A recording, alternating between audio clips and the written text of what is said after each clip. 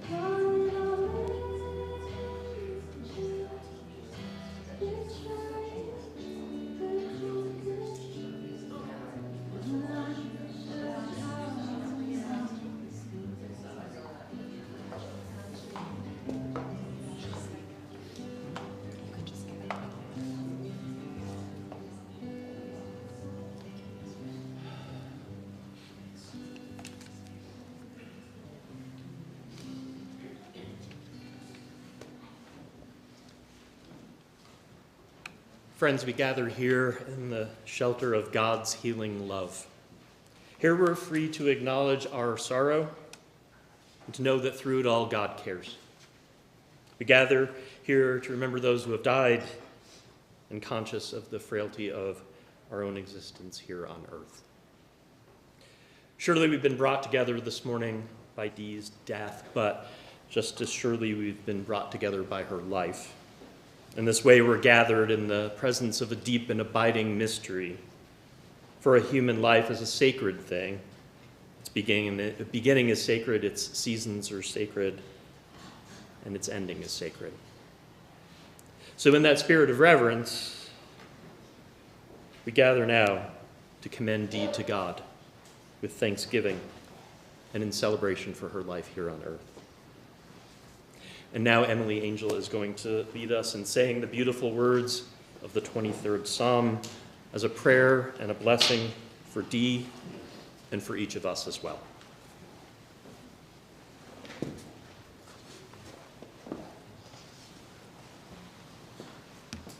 My name is Emily Angell, and I'm one of Dee's granddaughters, and I will be reading Psalm 23.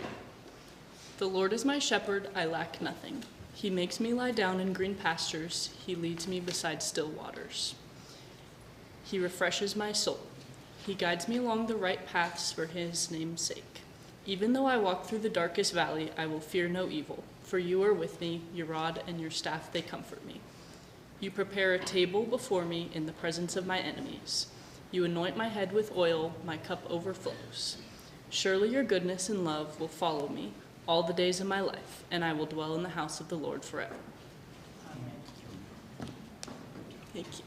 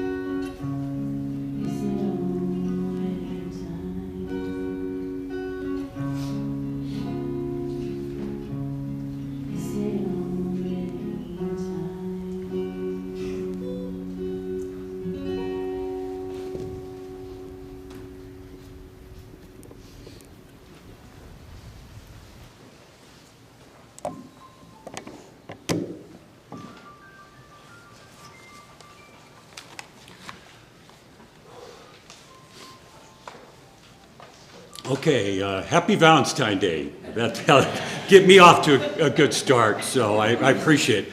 I'm Mark Angell. I'm one of Dee's sons. Thank you for taking part to participate in the celebration of my mom's life. Having this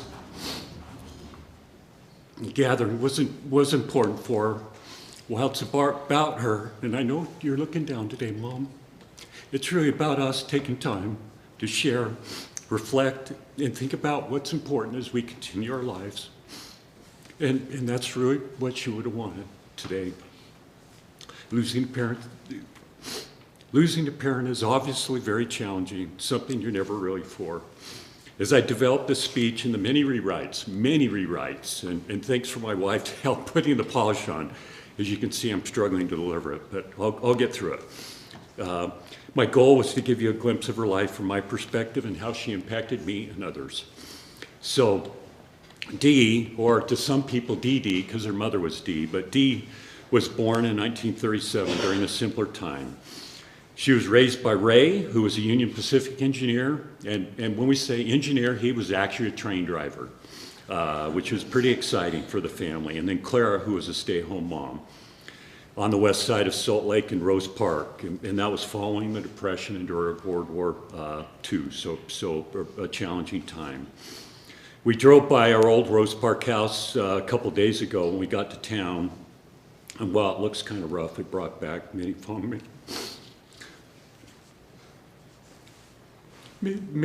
memories of our lives there. Since her passing, I've reviewed many photos, watched old home movies that really provided a snapshot of the Phibbs family was like back then. The movies included many Union Pacific. It was really a company house with events, holidays, birthdays, vacations. And it included a lot of camping and fishing and fishing and fishing. There was a lot of fishing. So fishing was big in our family. My grandparents instilled a strong family foundation, which I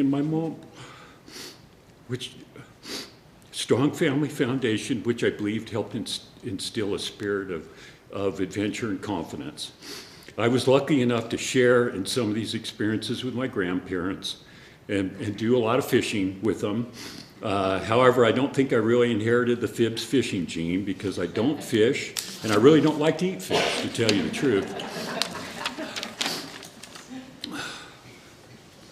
If you've had a chance to review some of the photos, which you'll see in here, you'll see she established lifelong friendships when she was young. Some included Karen Haslam.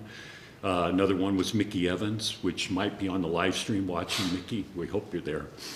That was a starting point for her, for many enduring friendships she developed, who helped her, and she provided support throughout her life.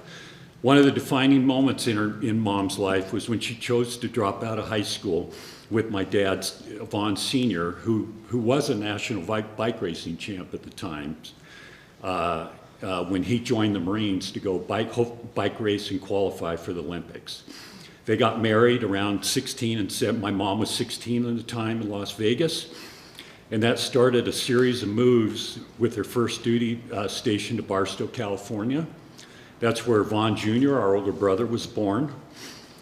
They lived in a teeny metal trailer in the desert. My mom summed up her experiences calling it the annex of hell, the hottest place on earth. And I'm wondering, and I've seen the movie. It was a little tin metal trailer that she lived in, and you know, my thought then is, and I think when I talked to her, is maybe she had a little regret of what she'd gotten herself into. That was followed by a move to Camp Pendleton, where I was born, back to Salt Lake, back to Barstow, and to San Diego, where my brother Kelly, which you'll hear from here soon, was born. For me, those were wonderful times, living in sunny Southern California, really living the sunny Southern California dream. It was in a new house. Beach Boy music was taken off. There were donut ice cream trucks, and we spent a lot of time at the beach. It really was an idyllic time of her life, even though we started in some challenging digs over there in Barstow, or she did. One of her friends, Marianne Weber, who traveled here from Texas, is going to be speaking after me, who was our neighbor in San Diego, and she'll provide more details of our life then.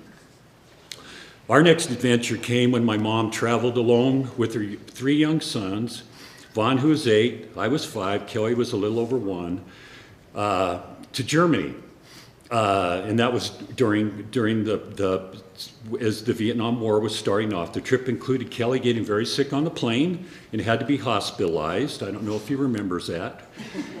It looked painful to me. I remember yesterday. Yeah. And in a rough 10-day trip across the Atlantic on a ship during the Christmas time, the end of December. And we had a lot of fond memories. And if it wasn't challenging enough, she did everything she could to make Christmas special for us in our teeny little cabin, and it was small.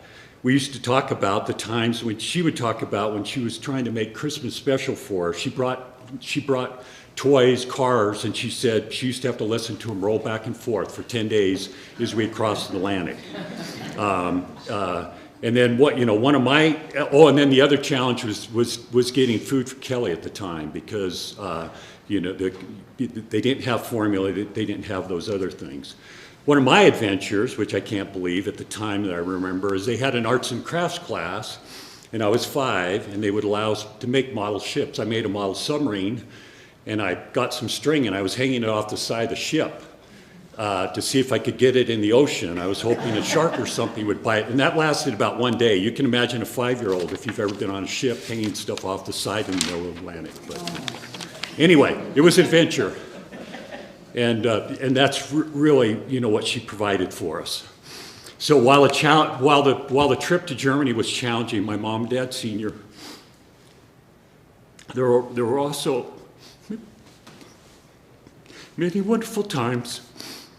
We had many family adventures, spending time in a very picture postcard German villages on the weekends, holidays. I remember beer festivals, and Christmas was very magic, as you can imagine.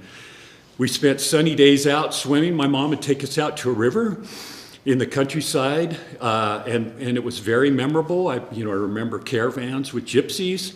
I remember German soldiers racing through the river and to show off for my mom and her 20-something lady friends there.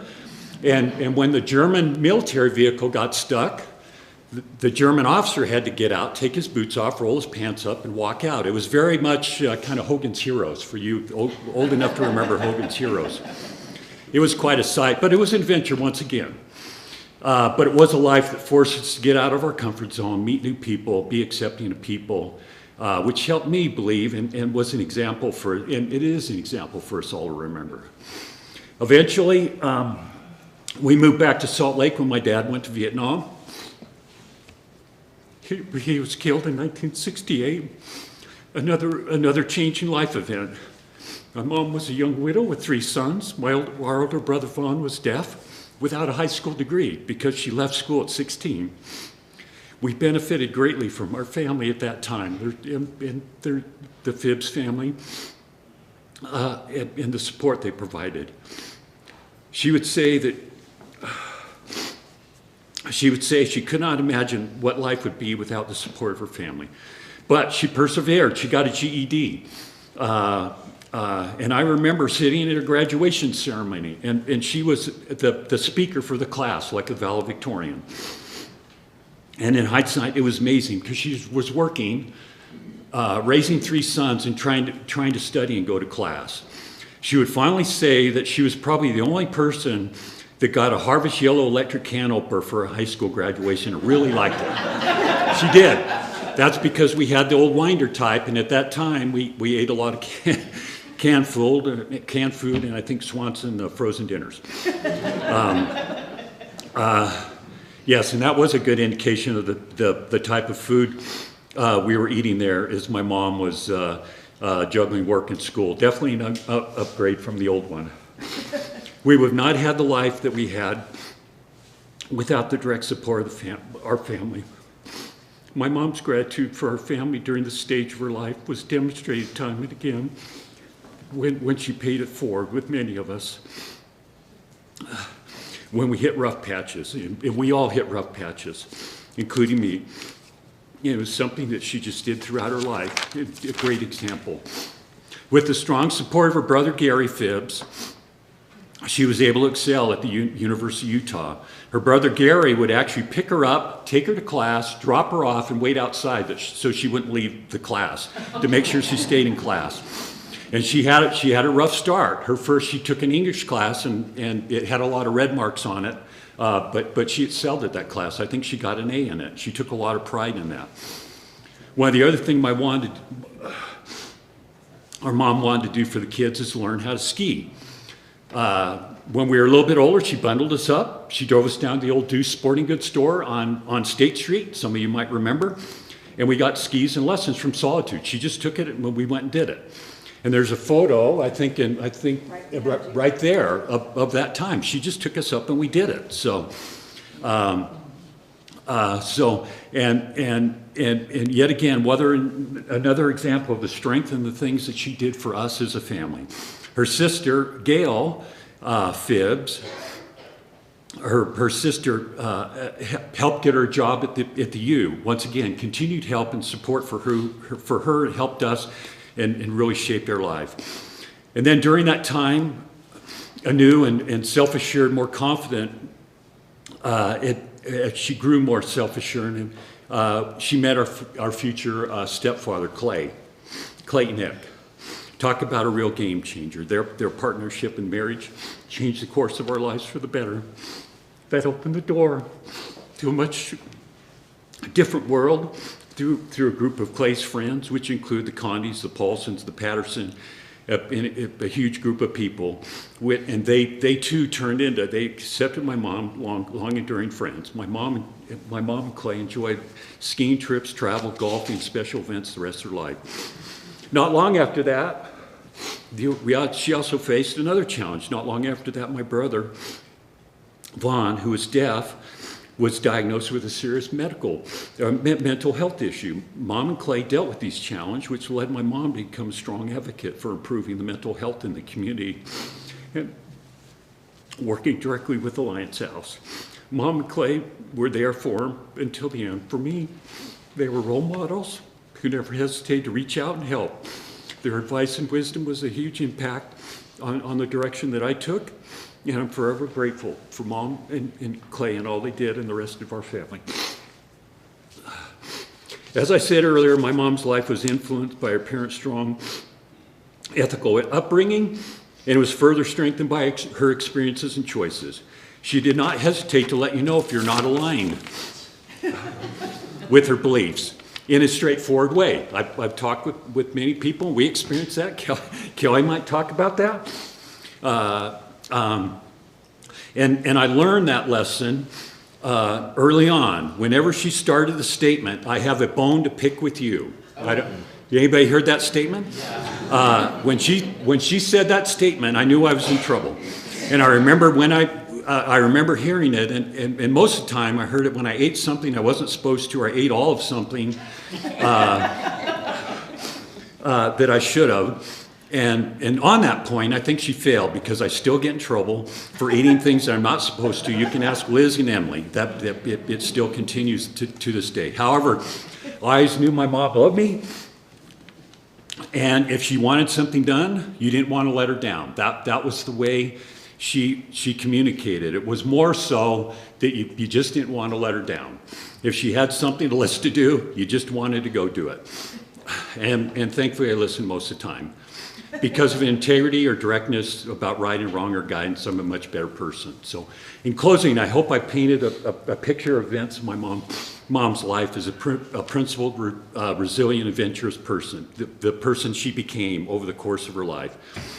She started with a strong foundation, which is built upon the choices and sacrifices she made for her family. She dug deep. She found ways to make the best life she could for us, her kids. And we know it was hard, but she would never let us carry that weight or carry that burden. Obviously, I would not be here today without you, Mom. I've been blessed with having you as my mom, and I know you're looking down at us today.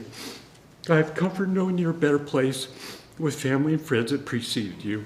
So, Mom, once again, happy Valentine's Day and rest in peace. And as we move through the service, you will hear more about her story. And then before I turn it over to the next speaker, I do want to thank Starks for the wonderful event and everything that they did. And then we really need to, as I start out, my mom, this was important for her. And we need to thank Carissa too. She and Carissa started this planning months ago and put a lot of energy and effort into it. So Clarissa, a lot of people helped you, I know, Carissa, but you've done a wonderful job. So with that, I think I've run out of tears now, so I'll go ahead and introduce our next speaker. So Mary Ann Weber, you want to go ahead and come on up?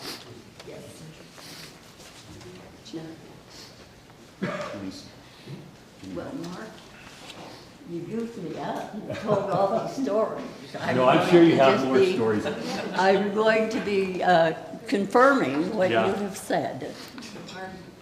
I'd like, first of all, to say thank you to Mark and Kelly, Clarissa, for all of the things that you have done, and to thank you for being here.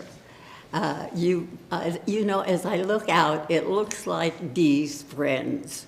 She had friends from every walk of life, and she loved them all for what they were and what they were trying to be. But as I go back, Dee and I were friends for 65 years, and we met in San Diego, California. And so some of the things that I'll share with you today are just embellishments on what you said, Mark. As we were pulling up into our driveway, a Mayflower moving truck was following us, opened the door and put our meager belongings into the house. Now, the house stood right in front of Dee and Vaughn. And the only separation we had was a big 8-foot redwood fence with a big gate. And the gate swung back and forth all the time. So they unloaded the furniture. We had a whole sofa, 2 chairs, a little dinette, and our bedding, and lots and lots and lots of books, or excuse me, boxes. So anyhow, we closed the door. There was a knock on the door, and I thought, oh, they've forgotten something. So I opened the door, and it wasn't Mayflower at all. It was Dee. And there she was with a plate of crackers and cheese and a big pitcher of iced tea. Wow, that was a hit. She introduced herself. Her children were Mark and Vaughn. And her husband, a big Marine, she said a Marine, was there with a 6-pack of beer. And needless to say, a big hit. So anyhow, we visited, and I said, you know, Dee, I'm new at this. It was the first assignment I had in the Navy. And she had introduced her, Vaughn, as in the Marines, so same thing. So anyhow, I said, well, I'm new at this, Dee. What do I need to know? And she said, well, I'm going to start out since I'll tell you about our first trip. It was to Barstow. Barstow, and her estimation, and I think Mark described it wonderfully, was that Barstow was a desert, in case you haven't been there. The sun shone, the wind blew the sand into everything, your food, your hair, your clothes, and the tiny little trailer that they lived in. And she called it the annex of hell, and she stood by that. So anyhow, as we were visiting, then she said, well, we have to go back home. I've got a kettle of spaghetti. cooking on the stove. And that was, of course, one of their favorites. So anyhow, she stood up and got the kids gathered. Vaughn, Kirsten, and they were all out on the playscape. We had just a little playscape out in the back. Mark was reminding me that it had a little slide. Then he cut his arm while I was there. I'd forgotten about that. I have the stitches, I can show you. But at any rate, they gathered themselves together and went back through the big gate to spaghetti. And as they left, I closed the door, and I said, you know, Ike, we've been introduced into the Navy, our first assignment, by 4 angels. How can you go wrong? And anyhow, they went back. And as before she left, she said, well, Mary Ann, I'll be back with a hot pot of coffee, and I'll help you start unpacking all these boxes. And I said, oh, wow, thank you. And indeed, the next morning, 8 a.m. sharp, there was Dee with a hot pot of coffee, and we started unpacking boxes. And I said, well, you told me about your first assignment.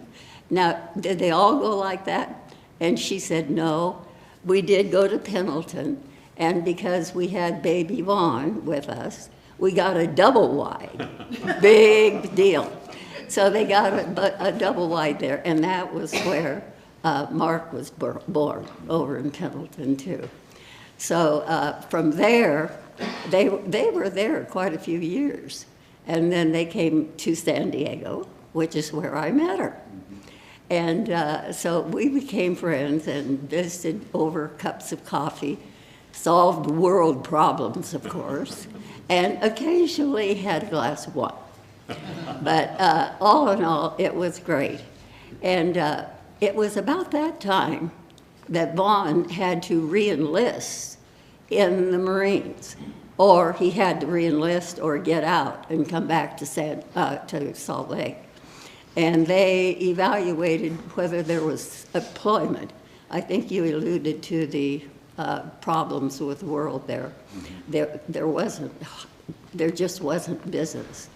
So anyhow, they came back and together decided that since they already had 2 children, Vaughn and Mark, that they needed to go ahead, and he saw an Army recruiter. And of course, the Army did a good job on him and invited him to join the Army. And so he promised him that he would give him a promotion and that the income would be considerably more. That was very important.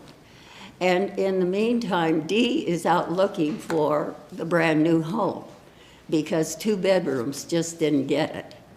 So she did find, well, one day she said, Mary Ann, you want to go house hunting? And I said, yeah. And so we took the kids and went house hunting. Well, at that time, San Diego and the outskirts had a lot of model homes at reasonable prices. And they were able, with his pay then, to put a down payment on a new house. And they had room for the boys. And so they were probably there, I think, 4 or 5 years in the new home. And it was her dream home. She loved it. She made drapes all the way across the patio in the back where the sliding glass doors were. And it was lovely. So about that time, that's when Vietnam, they said it was a skirmish.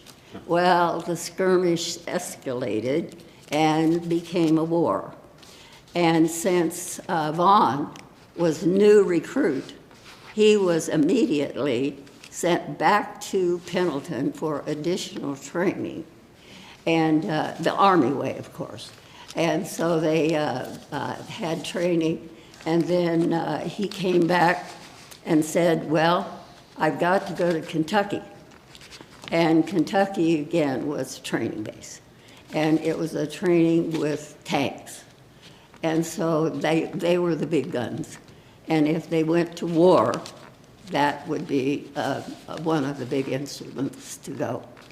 So he said, well, I just have received information that we are going to be transferred to Germany. And Dee said, Germany? And here she is in her beautiful home. And so anyhow, he says, yeah, we're all going. And he said, I'm going to precede and get housing because it was difficult. All the platoon was there trying to get housing, and the base housing hadn't been completed yet. So anyhow, they then decided that if things were going to be like that, and I think Mark talked about the trip over from New York to Germany, took them 10 days. Can you imagine, kids? Oh, I was going to back up and tell you that Kelly was born while they were integrating into their new home. And I got to babysit the kids, Vaughn and Mark. Yeah. And we made cookies and popcorn. It was fun. And then, and like I said, Vaughn was over in Kentucky. He wasn't available. But anyhow, it took 10 days. And she said, believe me, it was not a cruise line. And so anyhow, all of them, she went to the store when she found out. She wanted to be home, well, in Salt Lake for Christmas. But you know how the military works. And the 20th of December, she got her notice that she had a passage to Germany. So and Vaughn had preceded and got a place to lay their head. As she described it, it was a basement with 4 walls and a ceiling, no hot water, and a little wall heater that took the chill off the house. And for Benny's, she had a light bulb over the sink that worked.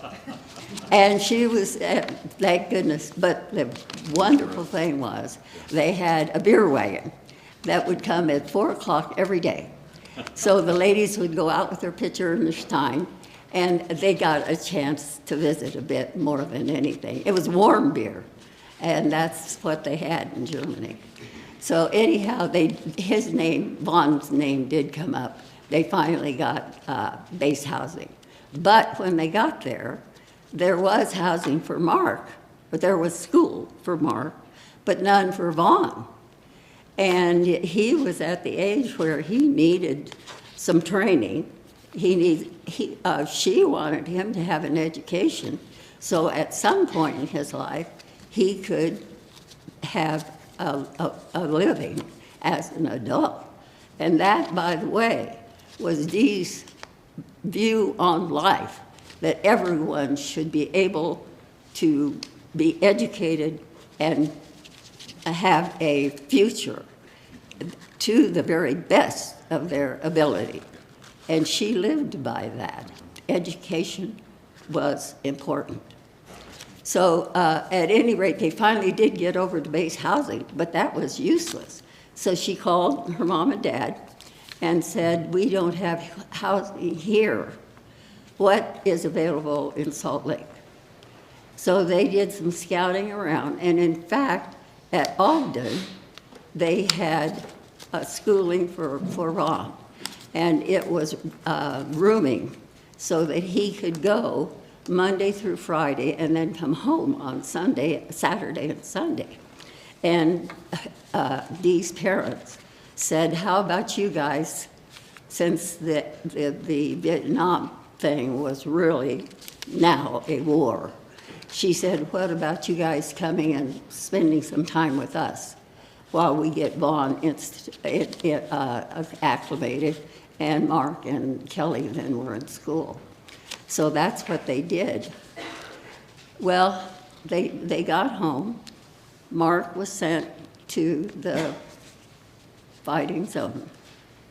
It was, in fact, January 21, Sunday afternoon, 1968, when a military vehicle drove up in front of Dee's house, and her heart sunk.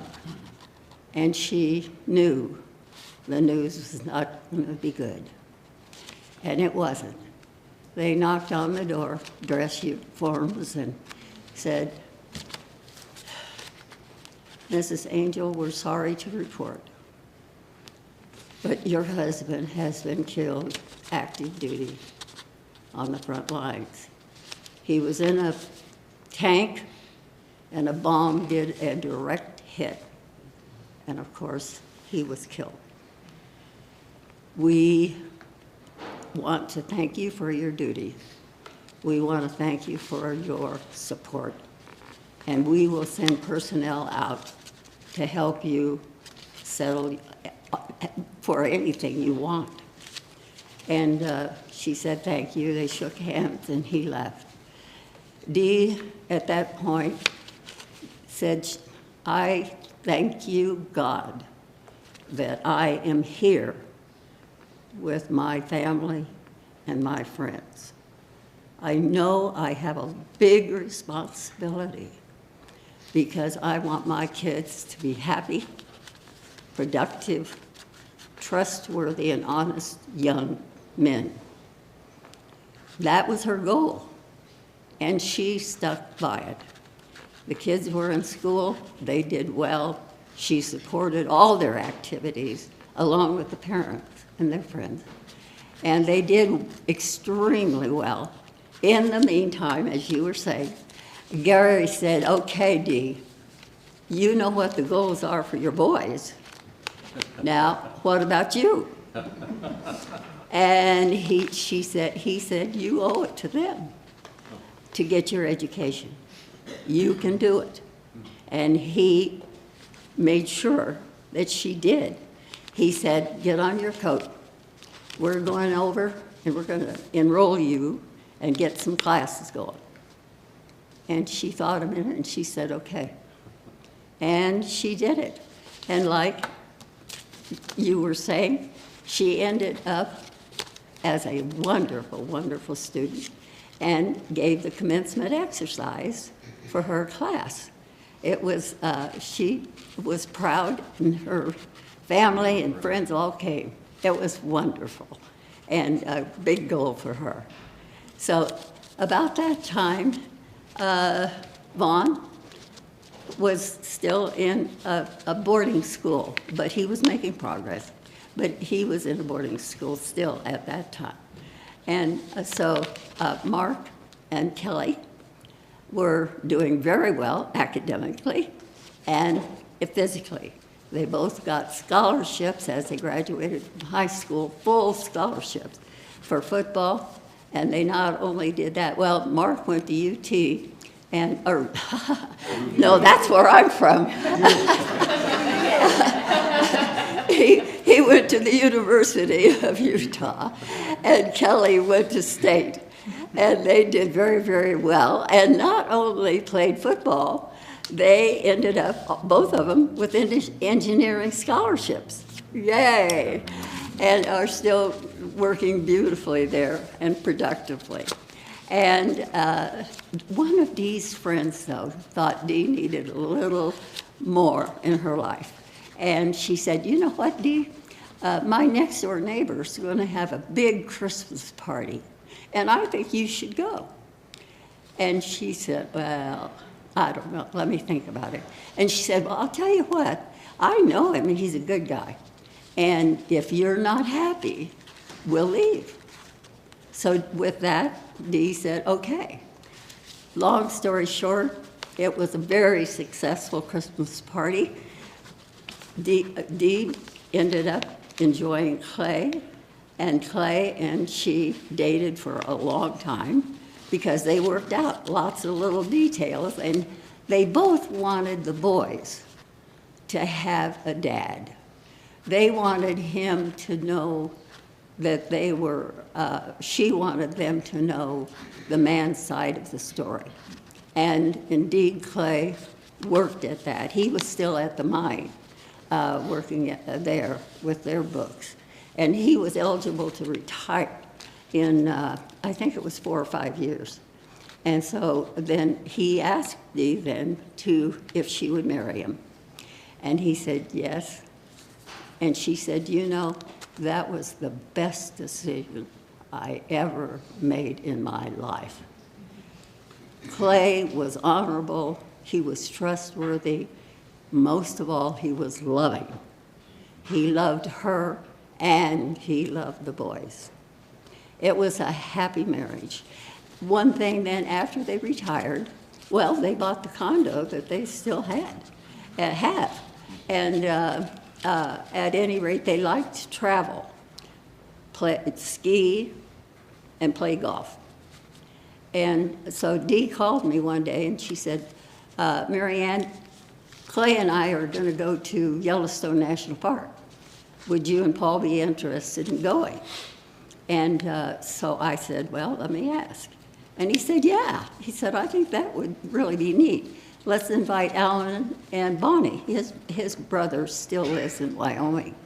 And he said, let's invite them. And all 6 of us will go out. How about that? So I told Dee, yes, we were all in. Was it okay if his brother came along? And she said, yes, the more the merrier. So anyhow, we met, and it was the last week that Yellowstone was going to be open because the winter snow was scheduled to come in. We lucked out because there was a forest ranger that was there, and he loved Yellowstone. He could tell you everything about when the bears would hibernate, when the buffalo would come down around the hot springs, and we just really had a wonderful experience with him. And then we all went home. Well, it was about a month later, and Dee said, called and said, well, Mary Ann, I'm going to put a package in the mail. And I said, you are? It's not Christmas and it's not my birthday. So she said, yeah, but you're going to like this one. And indeed, what she did is she painted a picture of Yellowstone. I mean, it was so good. The evergreens, the pines, you could almost smell them as you looked at the picture. And the guys she put in on the rocky path, and there was the back of Clay, Alan, and Paul walking up this rocky path. You know, I still have that picture on my wall. And every time I look at it, it still smells good. I love it. Dee was a very, very special friend to me. And we communicated through writing, birthdays, Christmas, you name it. But most of all, what we would do is we would phone. It wasn't every other day. It was, you know, once a month, maybe a 6th, or something came up. And we just felt like we needed to visit. And I have to tell you, Dee's gone, and I still wait for that phone to ring. She was special. Thank you for letting me share.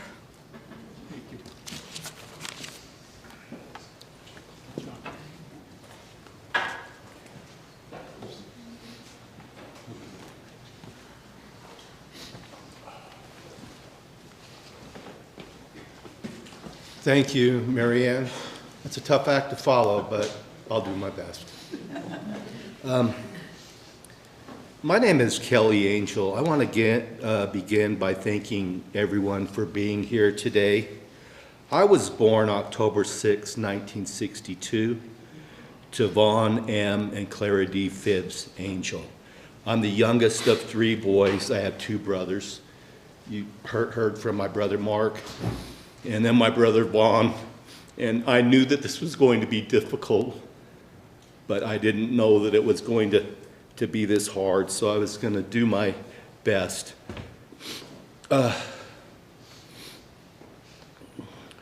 When I was 6 years old, our lives changed forever. My father, Vaughn M. Angell, was killed on January 19th, 1968 in Binh Kinh province, obviously Vietnam, when his tank was struck by a mortar. He was only 31 years old. I don't have many memories of him, but I do know that he was a true American hero that gave his life for our freedom. He served as a staff sergeant, better known as a drill sergeant, if that tells you anything, in both the U.S. Marine Corps, and the Army. He earned, and I need to double check with my brother, I don't know if it was 2 or 3, I don't know, but it was numerous. He earned 2 Purple Hearts, a Bronze Star, and several other medals. He was also crowned a national bike racing champion at only 16 years old. My mom was only 29 when she suddenly found herself a widow with 3 young boys to raise. Yet somehow she kept food on the table, clothes on our back, and a roof over our heads. I still don't know how she managed to do it, but she did it. If I had a few words to describe my mom, they would be determined, resourceful, resilient, caring, and strong. Hell or high water, she was going to do what it took to provide for us. I remember her spending hours upon hours pinning patterns on fabric, cutting them out and sewing all of the pieces together so we would have new shirts for school. And on that very note, it is the same exact sewing machine that's out there in the foyer that I remember her working day and night on. For those of you who don't know, my older brother, Vaughn R., who passed away on February 1st, 2008, would have been 71 years old today. Vaughn faced incredible challenges. He was completely deaf. Sorry.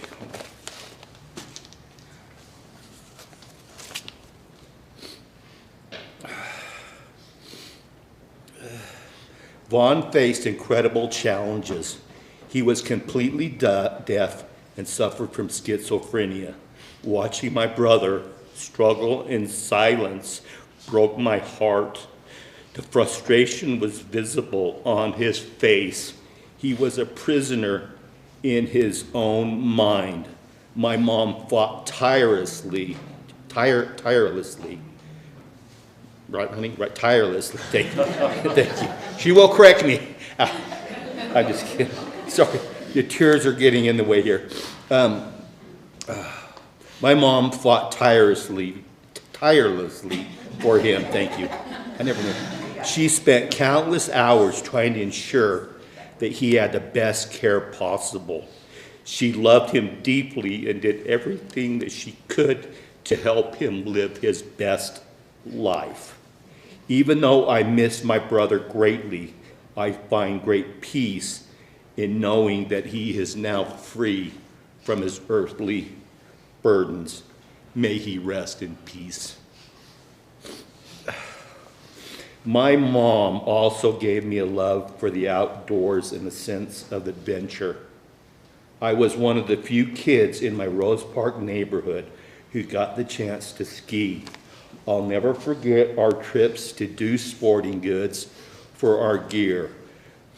My mom would drive us up to the Brighton Ski Resort, hand us a sack lunch, and turn us loose on the mountain. Yeah.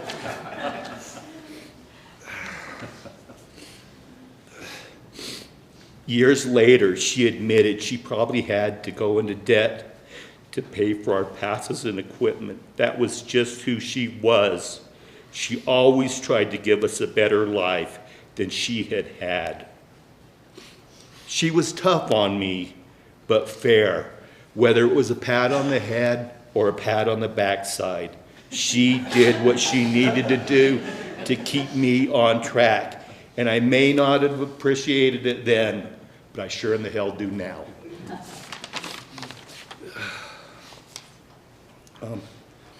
We had so many adventures together. I remember roasting marshmallows with her at DeFay's Dude Ranch, fishing with her and my grandparents, Ray and Clara at Strawberry Reservoir, and hiking the natural wonders of Arches National Park. She did this all on her own. 3 boys, a car, and an old army tent. And that army tent stunk, right, Mark? Yes, it did. Like, thing was nasty. Anyway, no hotels, no trailers.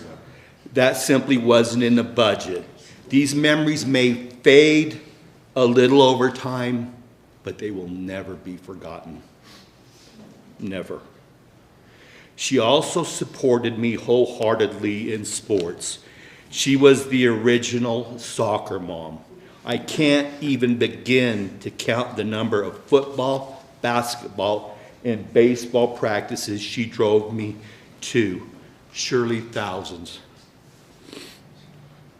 It meant everything to me to see her up in the stands cheering for me. Even in college, she and Clay rarely missed a home or away game.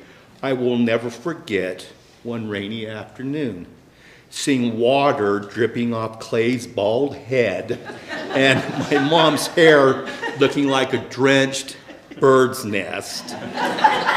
They were soaked from head to toe.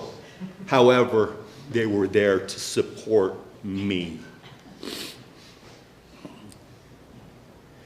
When things got tough, I would always remember what my mom taught me. She taught me, do your best. And I will always remember and thank her for that. Always do your best. This lesson has stayed with me for my life. One of the greatest blessings in our life was when my mother fell in love and married Clayton Dee Ek. He was not only her knight in shining armor, he was mine too. He changed my life forever. He was different from the men that my mom had dated before, more of a white-collar guy. He became an incredible mentor and friend to me. Without his guidance, I would not be the man I am today. Some of the favorite memories I have with Clay are skiing, watching a baseball game at Yankee Stadium, and playing golf. I still can never figure out to this day how he could finish 18 holes with 1 ball, and I took the whole dang bag. And I always love hearing him recite the alphabet backwards. It was great. None of these memories would be possible without his love and support. My mom and Clay loved to travel.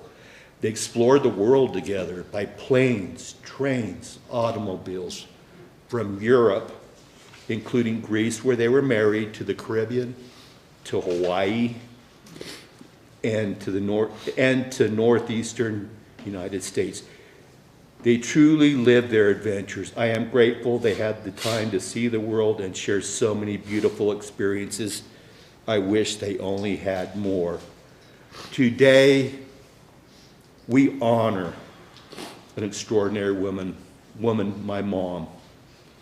Though we feel her loss deeply, we will also celebrate the incredible life she lived. I will miss her every day, but I'm grateful she is at peace now. Thank you, Mom, for everything. I love you.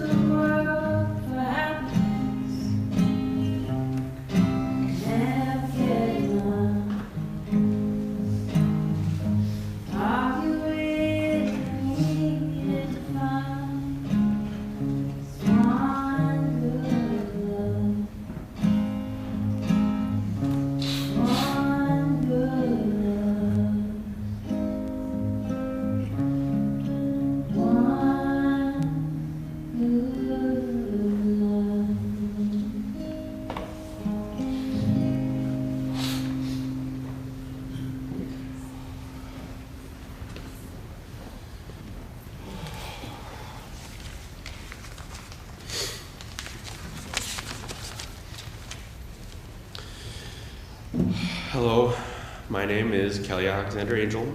I am Dee's oldest grandson. And I thank all of you for coming today. It is wonderful to see all of the friends and legacy and the legacy that she has created.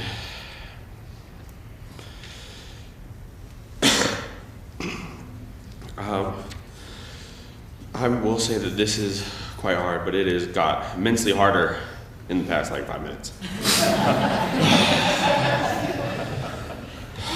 I'm now going to go through the insurmountable task of somehow explaining to you what my grandma means to me and all of the adventures and impact that she had on my life.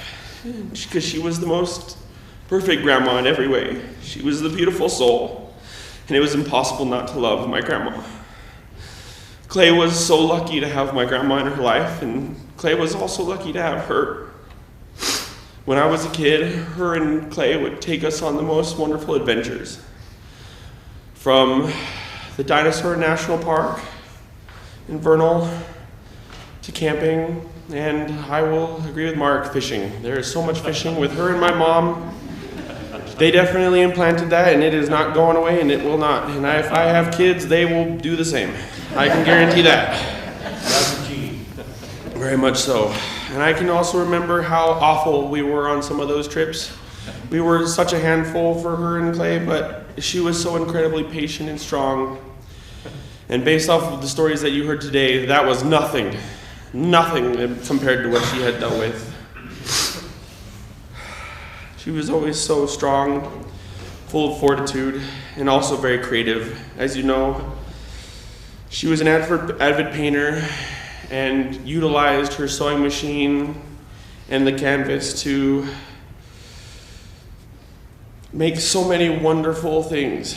You were lucky if you were able to get a sweater from her or a piece of clothing, and you would hopefully cherish it for the rest of your life.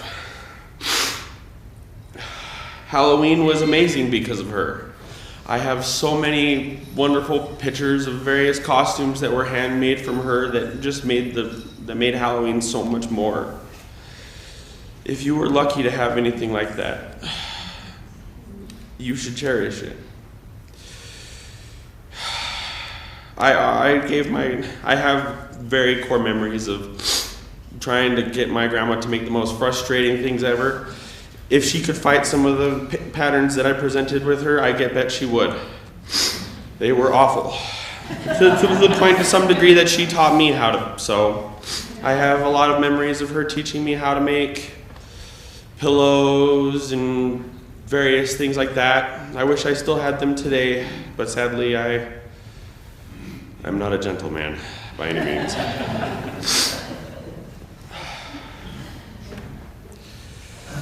I have no clue where I would be without her today.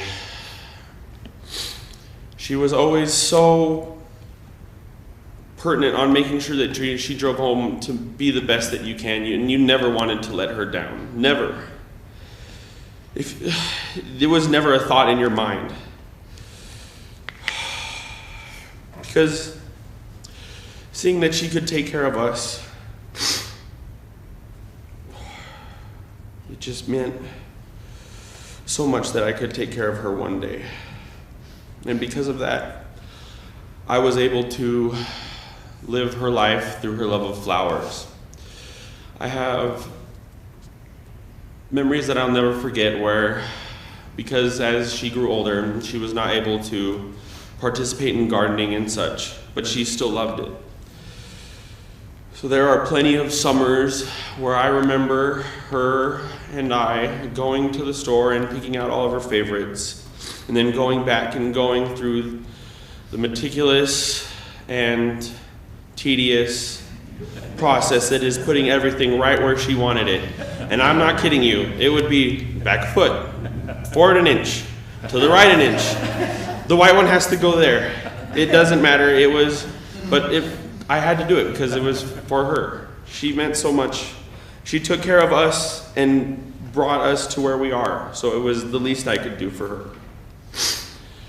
And she had such a wonderful, wonderful drive for flowers and gardening. I have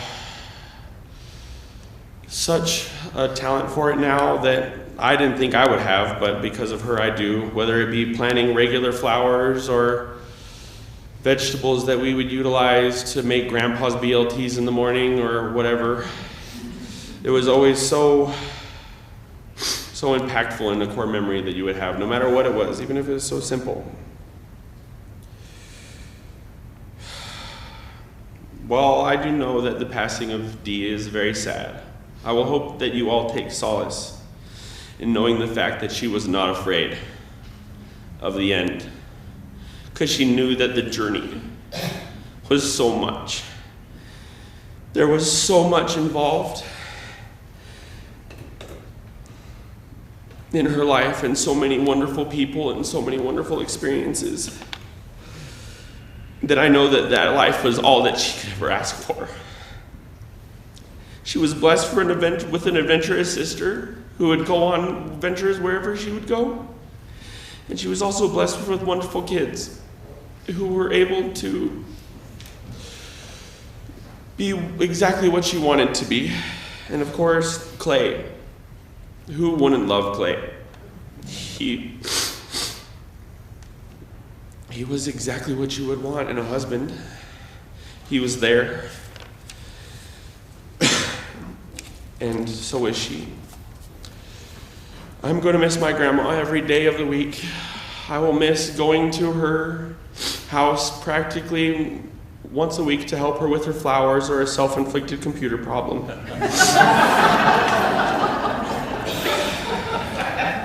It was one of my favorite things to look forward to, because then we would be able to go out and go eat or do whatever, because I know that she was able finally to relax and she was able to live her hobbies through me.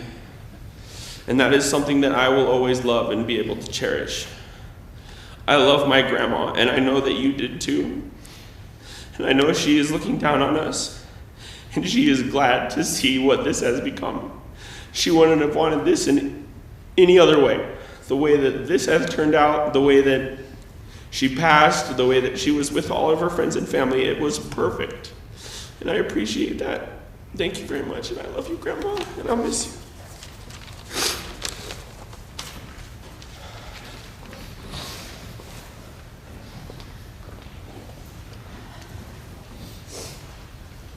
Hi, my name is Lauren. I am Dee's other granddaughter.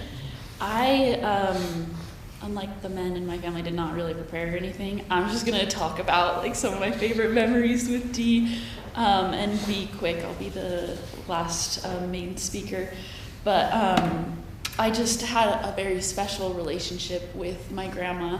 I have people my age, you know, grandparents will die, and you know, I'll go to the funeral or whatever, but this is so beyond that. She was not just a grandma to me. We had such a special relationship.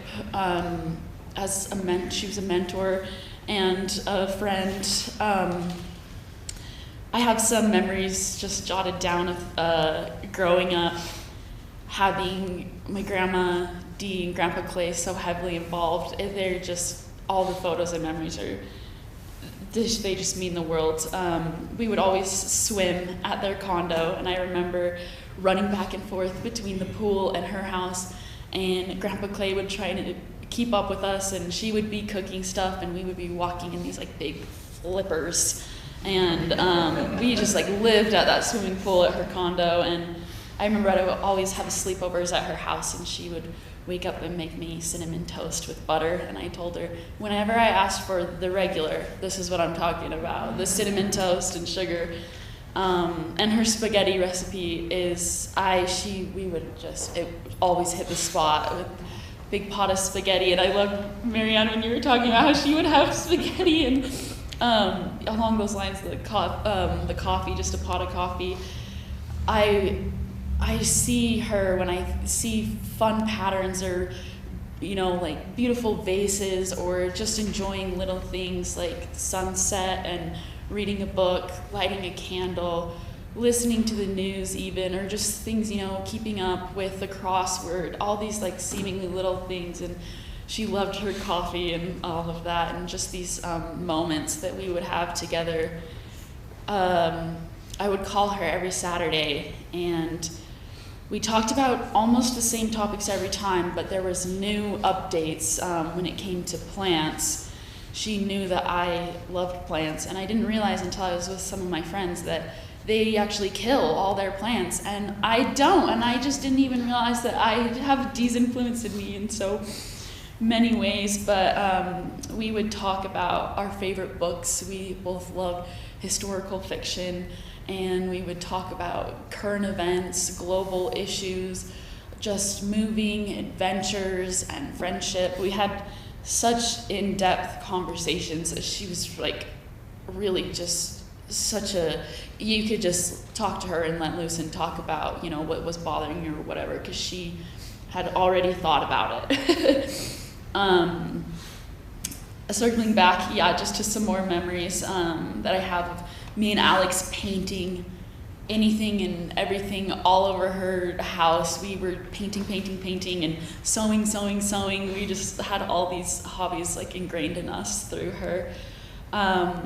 I remember walking to the farmer's market, the one in Murray Park. She had gone to many of them and sold her paintings, but me and Alex would go over there with her and get the sticks of honey and rip them off and get a sugar buzz, and then she would have to watch us.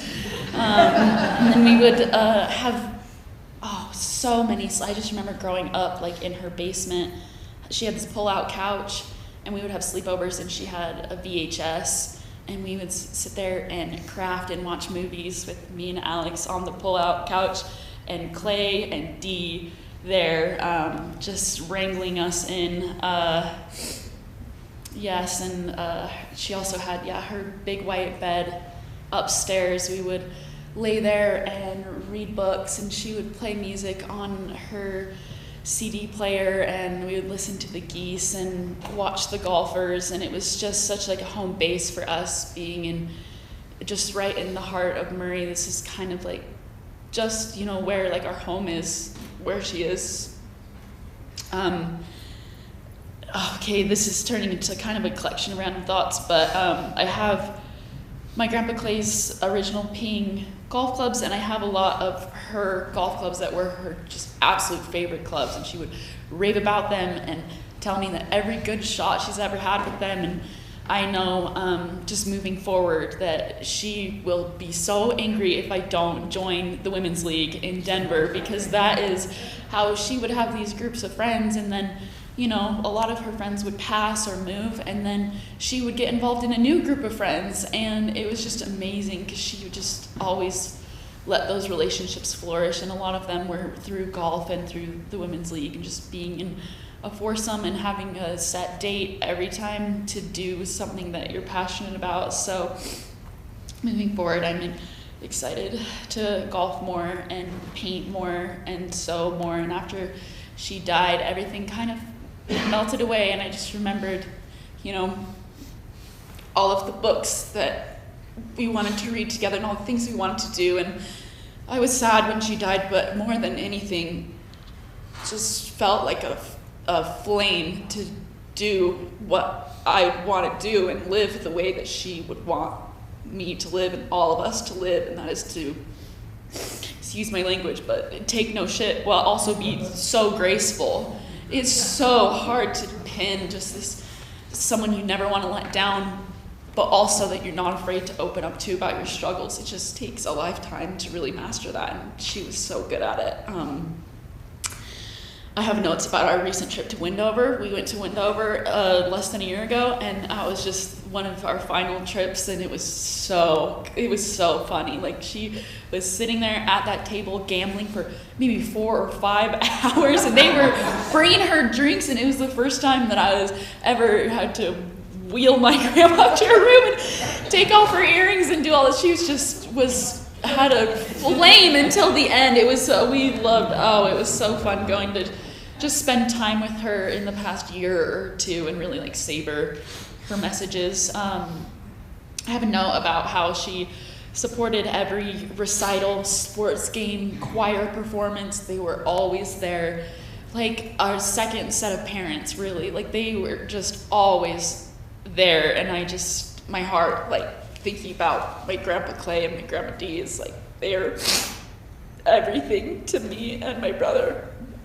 I have some thoughts about her and Clay and their constant pursuit of knowledge and just being lifelong learners and always, you know, pushing themselves to learn about just the world and travel the world and, you know, stay open-minded and be open to new experiences and new people and never shy away from these new things. She was just like that. And she has a poem that's in her dining room that there are a few lines that she's had that poem there forever, but I encourage you all to read it. It's Desiderata. There's just a lot of points in the poem that talk about like, just, I don't know, the balance that I already discussed, you know, as far as being on good terms with everyone, but never surrendering yourself, not feigning affection, but not falling into, you know, worldly things. She just like always struck that balance. So if you have a chance to read that poem, do it. There's I am jumping around quite a bit, but there's this Scandinavian idea of Haiji, which is when it's very, very cold. It's a feeling of appreciation, being by a warm fire, being with loved ones, slowing down, and that's how a lot of northern Scandinavians and northern Europeans live, and she embodied this idea of Haiji. Just sitting down, reading a book, phoning a friend. She was amazing at that. I think, yeah, just moving forward, I'm, like I said, just have a really like an excitement to, I get so sad sometimes. I bought a book and I was so excited to text her and tell her about the book, and I was like, oh my gosh, she is not there. So in that sense, it's really hard, but I'm not sad because I see her everywhere and in everything that I do, and just going to work and wanting to be a good coworker, a good sister, a good partner, just everything in life is, I really just feel her nodding and being like, that's what I would want. So today I'm just so excited to be here and celebrate. So with that, I'll get some closing remarks from my mom.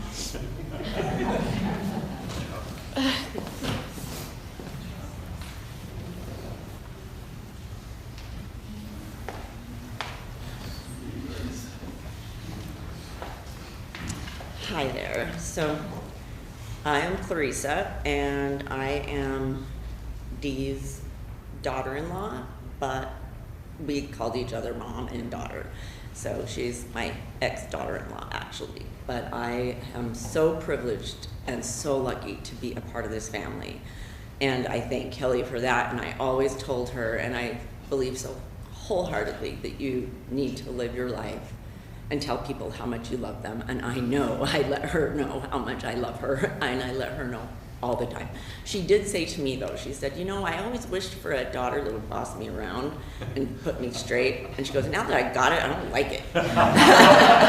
So, and she told me that literally like the week before she passed. So again, but I am lucky that she felt that way about me. So fortunate. Everybody said everything, but she truly was. She knows everything about me that nobody knows about. Not even you, my sister. Nobody knows some of the stuff that I have told her. I have been so lucky we couldn't get off the phone. When I'd go over there, I'll be like, I can only stay for 5 minutes. And an hour later, I'm like, why do you do this to me? But she was just great, and she loved me so much. And I had to bring him up here because there are some stories, and Marie said, you make sure that they know this story. And so I wanted him to say a few words too.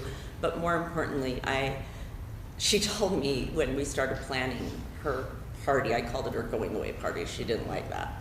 But, and she didn't. And I just said, well, it is. But she said, I've never had a big wedding, and this is going to be my party. This is my wedding.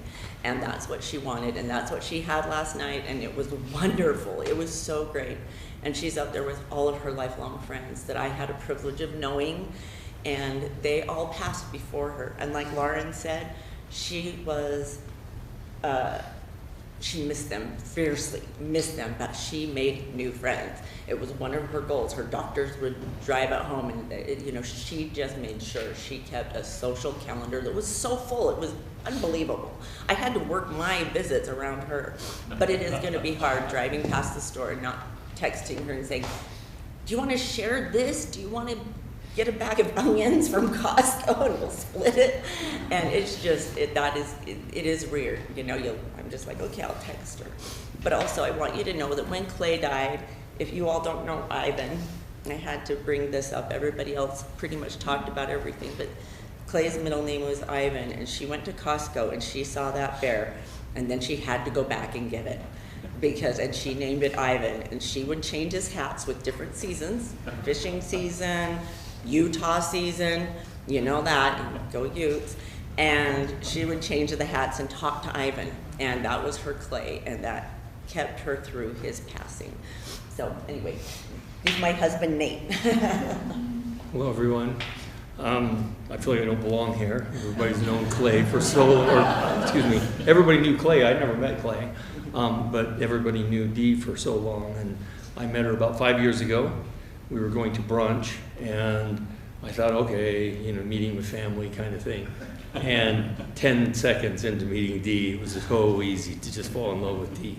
She's incredibly everything, but smart. In fact, if he told me so many times in front of her that if she was any younger, yes, I would be. I said that at the blackjack table.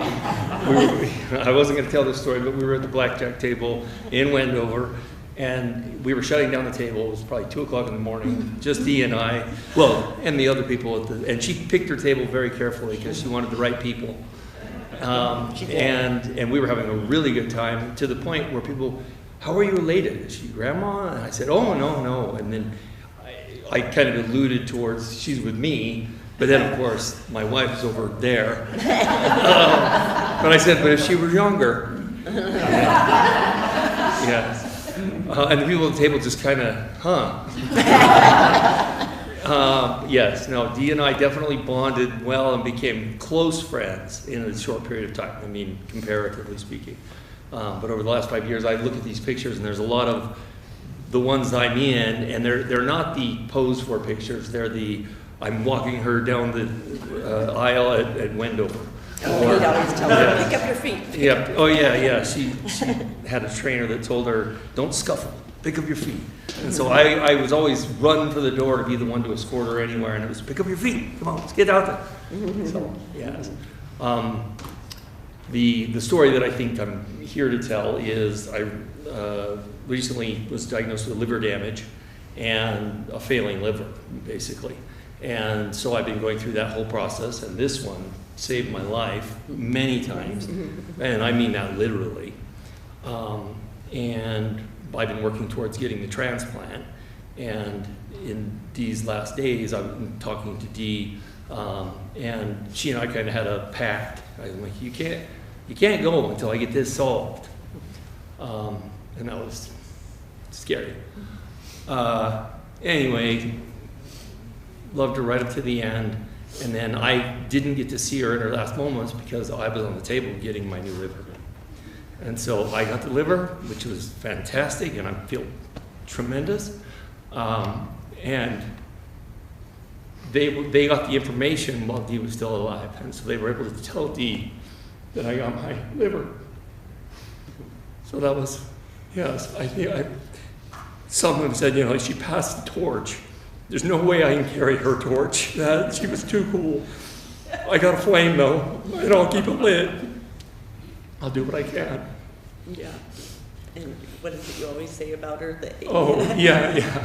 When I first met her, what came across so quickly was how intelligent she is. She's just smart as a whip. And I mean that on IQ to figuring things out, seeing through the stuff, but then all of her years of wisdom. You can't, people often with age slow down, whatnot. She didn't. She was snapping right up to the last minute. And she had that brain, but she also had all that experience. And the stories that have been told today, we're not talking just average experience. This is experience that's above and beyond what I've done. Real quick side note, in the hospital, I met a lot of nurses and stuff, and I heard some of their stories.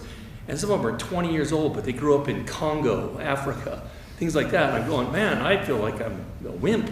I didn't do anything. And yes, hearing these stories, it's kind of the same thing. She went through some really tough stuff, and yes, miss you, Dee. Love you. Okay, well, again, I just want to thank everybody for coming to Dee's wedding party. And I know that she is so happy with everybody being here and everything that you guys have meant to her. She is an amazing woman, and she's looking down at all of us and very grateful. So thank you very much. And we're going to have a family gathering in the cemetery just for a quick burial. And I appreciate you all, and I hope to say goodbye to all of you before you leave, because some of your faces I don't recognize. So, all right, thank you so much.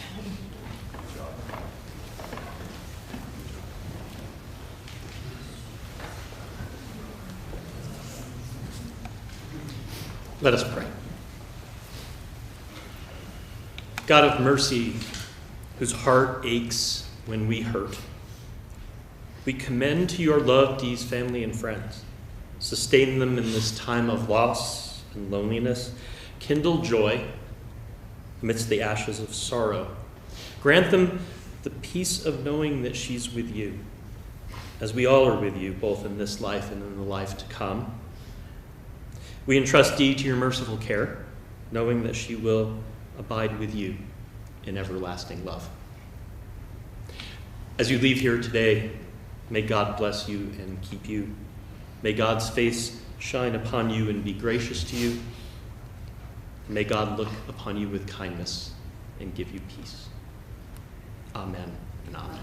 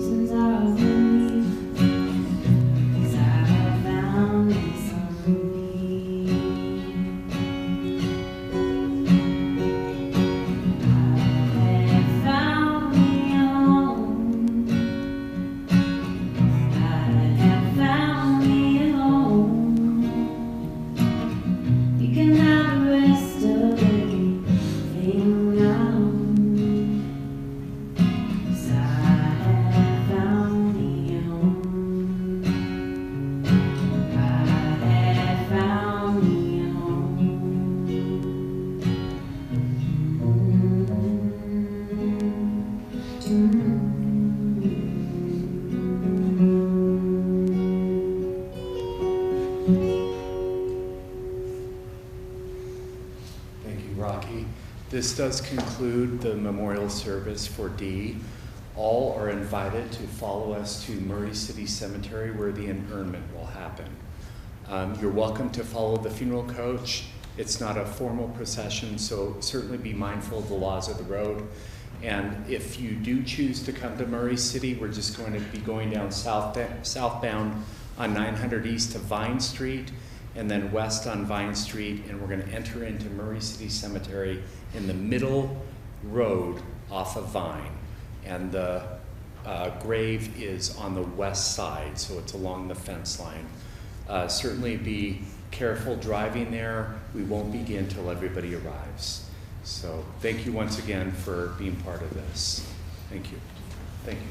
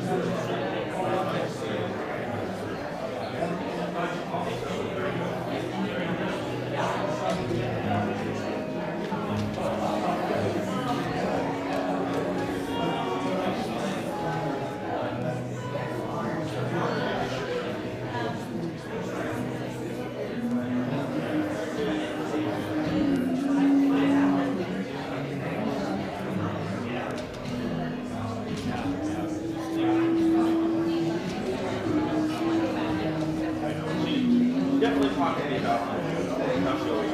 Yeah.